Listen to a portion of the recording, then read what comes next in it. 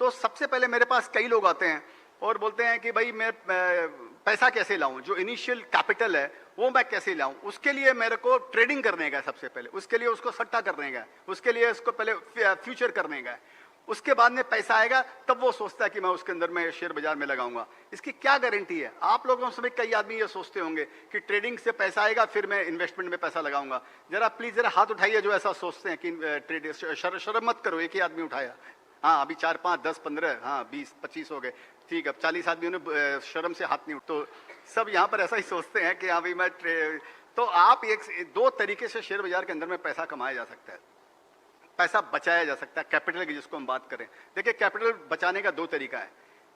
Either you can live a lavish young age और you can live a lavish old age. आपको ये अपने खुद के पैसे, पापा का पैसे की बात नहीं कर रहा हूं, आपको ये सोचिए कि आपको यंग एज में लेविश होना है या ओल्ड एज के अंदर में लेविश होना है, ये आप पहले ये अपने डिसाइड कर लीजिए।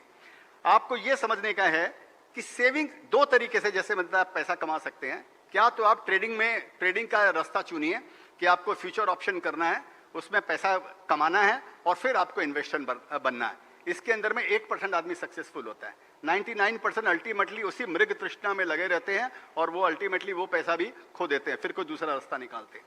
एक दूसरा रास्ता है कि सेविंग्स करना, कि जो आप फ्रुगल लाइफ, अगर आप इनिशियल लाइफ अगर आप फ्रुगल, अगर आप उसको कंजूसी से, जिसको बोलते हैं अपरभंश भाषा में, अगर कंजूसी से अगर आप अपनी इनिशियल लाइफ अगर आप समझिए जीते हैं, और जो पैसा आप जाकर इधर उधर रेस्टोरेंट में, पार्टी में, ब्रांडेड कपड़ों में या तफरी में जो उड़ा देते हैं, उन पैसों को भी अगर आप सेव अगर कर लेते हैं और उन पैसों को कैपिटल समझ के शेयर बाजार में अगर इन्वेस्ट करते हैं, उसको सीड कैपिटल समझते हैं, उसके सक्सेस की संभावना 100% है उसके, क्योंकि वो पैसा तो नेट आपके पास में नेट सेविंग्स ही है। लेकिन लोग इस सिंपल गणित को नहीं समझते हैं। इसी बोलकर मैंने कई जगह मैंने बोला है कि investing is very simple but not easy. Success होना शेयर बाजार में सिंपल है लेकिन इजी नहीं है। इजी इसके लिए नहीं है कि हम लोग उस डिसिप्लिन पर चलना नहीं चाहते हैं, क्योंकि उसकी शुरुआत वहां से होती है कि मेरे को जल्दी से पैसा कमाने का है।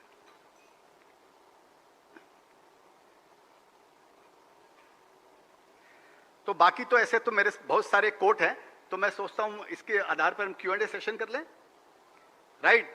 और उसके बीच में भी कई कोट आएंगे तो वो मैं आपसे बातें कर सकता हूं।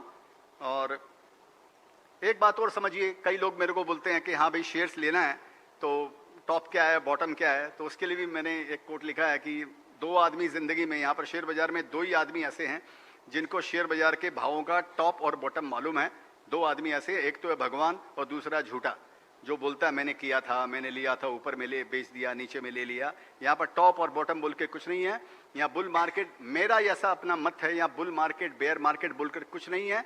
यहाँ पे ये स्टॉक मार्केट है। इस पर भी मैंने एक पोएम लिखी है, यूट्यूब पे आपको मिलेगा कि neither it's a bull market nor it's a bear market, it's a stock market.